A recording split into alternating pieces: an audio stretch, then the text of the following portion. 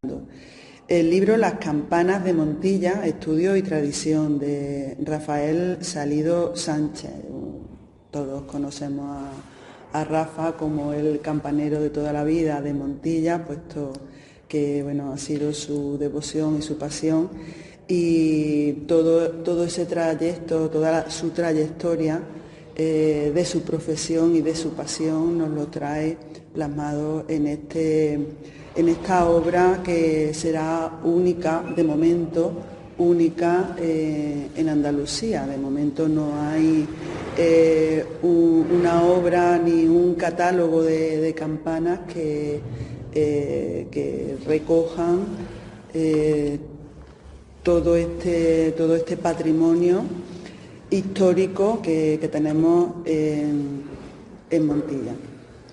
Pues Rafa ha estado pues durante mucho tiempo, años, recopilando información, imágenes y la información pertinente para todas las personas que, como bueno, en la que yo me incluyo, no tenemos ese conocimiento de lo que significa y cómo no sé, su trabajo, ¿no? Pues que podamos acceder a ese conocimiento a través de su obra, que ahora nos la explicará él. Le doy las gracias por esta iniciativa, por esta gran obra que va a poner en nuestras manos, editada por el Ayuntamiento de Montilla, y que ese mismo día de la presentación tendremos a disposición del público que así lo requiera, para que tenga pues este pedacito de patrimonio montillano recogido en esta obra.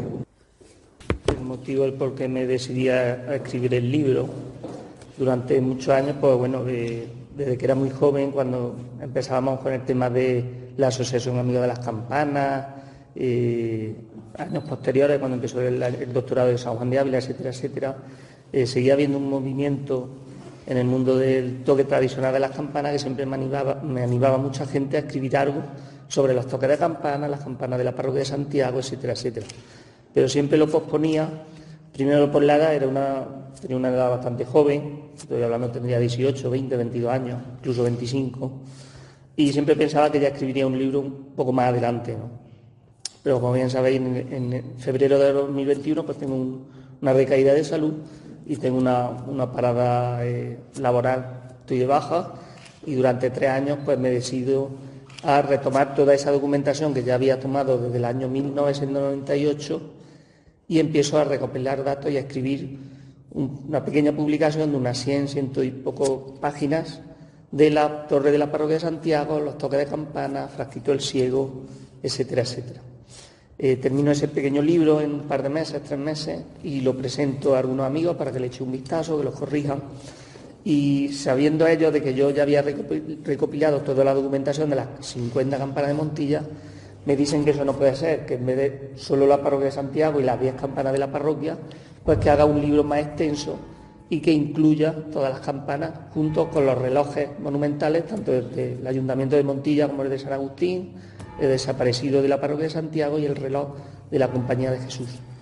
Entonces amplío la publicación, voy metiendo más documentación, datos, hasta que se ha quedado una publicación, un libro que llega a tener 230 páginas y unas 250 fotografías entre planos, documentos y acuarelas, etcétera, etcétera, planos de Montilla, etcétera, etcétera. Y bueno, también hemos incluido mucha documentación de archivos, de los 5 archivos históricos que tenemos en Montilla, el archivo municipal, el archivo de protocolos, de la Fundación Biblioteca Manuel Ruiz Luque y del famoso y el gran archivo que tenemos en la parroquia de Santiago. Y de ahí pues hemos sacado mucha documentación y muchos datos interesantísimos sobre la fundición de las campanas. Quiero decir que no solo se habla de la medida de las campanas, la epigrafía, el año de fundición, sino también se habla de cada campana, de muchas de las campanas que tenemos documentación, de cómo se colocaron, el contrato, cuánto costaron fundirlas, en qué lugar de Montilla se fundieron, etcétera, etcétera. Y bueno, agradecer sobre todo el interés que ha tenido el Ayuntamiento de Montilla desde el principio. Creo que fue hace 3 años, casi al principio de la edición del libro, yo necesitaba acceder, por ejemplo, a la campana del cementerio de Montilla, y el ayuntamiento me puso a disposición el servicio de obras públicas con una grúa, subieron, le hicieron allá las fotos, la epografía, etcétera, etcétera. Entonces el libro, gracias a eso, pues ha quedado muy completo, aparte evidentemente de la edición y el coste de publicación que lo ha sufragado todo el ayuntamiento. El libro, si contamos desde los primeros datos que empiezo a transcribir, estoy hablando de los primeros años de la Asociación Amigos de las Campanas, estoy hablando del año 95-96, pero la primera fecha que tengo en mi apunta es del año 1998. Estando estudiando en la laboral, mi profesora de Historia, que era María Dolores Ramírez, me pasó unos documentos de aquí del archivo del protocolo del arreglo del reloj de la parroquia de Santiago, un documento del año 1630, que lo incluyo también en el libro. Entonces los primeros datos y las primeras fotografías, pues hace 20-25 años que lo he recopilado. De hecho hay fotografías que están en blanco y negro, algunas son de González, otras son de Rafael Aguilar, de Ruckel, etcétera, etcétera. Toda la documentación no es mía, sino que he ido compartiendo pues fotos que evidentemente yo no tenía por mi edad. Así que pues son casi 30 años. Rafa, las campanas, el sentido de las campanas, la tradición de las campanas, ¿ha dejado de tener importancia o sigue teniendo importancia para...? Sigue teniendo menos desgraciadamente, pues, como todo en la vida, no por la tecnología. Antiguamente, lo dice en el prólogo el doctor Francesc Job, eran esenciales para la comunidad. De hecho, aparte de transmitir sentimientos, en la época de tristeza del fallecimiento de una persona o en los momentos de alegría, emitían esa alegría de la comunidad, pero también se han quedado un poco en desuso por eso, porque antes servían para levantarse, para irse a comer, para irse a trabajar.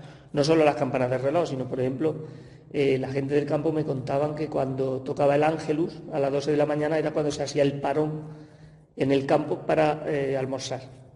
O bien cuando era el toque de ánima, pues los niños se acostaban, o bien rezaban el rosario, etcétera. Entonces marcaba la época de la comunidad, el tiempo de la comunidad, todo. Hoy día, pues bueno, ya tenemos las redes sociales y casi las campanas, por desgracia, las usamos como tema cultural, como tema turístico, y en eso un poco luchamos los que preservamos el toque manual de las campanas.